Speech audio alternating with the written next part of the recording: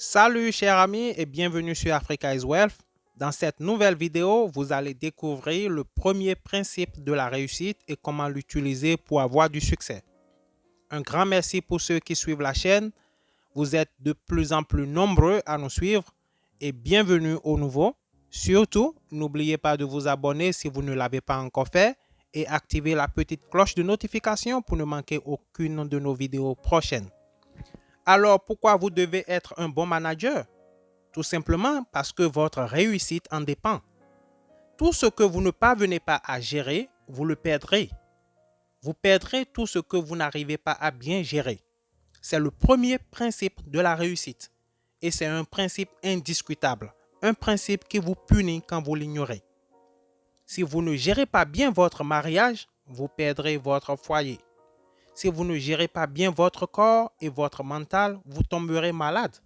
Parce que comprenez qu'il y a aussi la maladie mentale. C'est quand vous vous retrouvez à prendre de mauvaises décisions tout le temps, ça veut dire que votre mental n'est pas stable. Si vous ne gérez pas bien votre temps, vous n'aurez rien fait avec et serez pauvre. Si vous ne gérez pas bien vos fréquentations, soyez sûr que vous allez payer les frais. Si vous prenez de l'alcool à outrance et prenez la drogue, attendez-vous à des conséquences. Si vous ne gérez pas bien votre argent, vous le perdrez.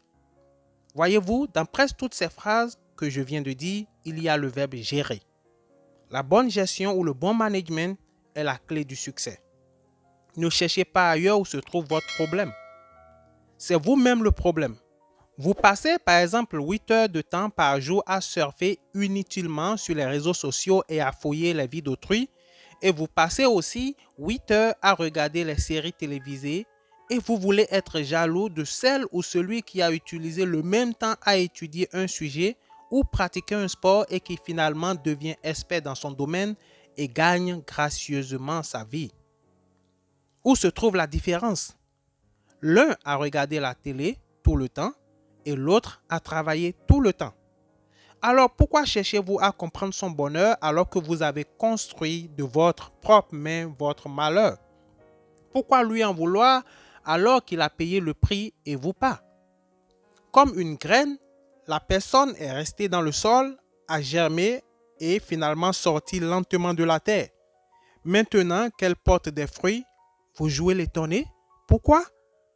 Quelqu'un passe des années à travailler et prendre soin de son travail et bien gérer son argent en tant que bon manager, un manager aguerri et super discipliné et vous dites que vous ne comprenez pas pourquoi il a réussi.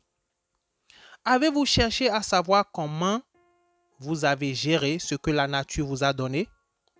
Retenez que le Créateur n'a pas donné à l'homme une table ou une chaise. Il a caché la table et la chaise dans la végétation. Il a caché le métal qui sert à la construction des voitures et engins dans le sol. Quel est le message donc? La gestion.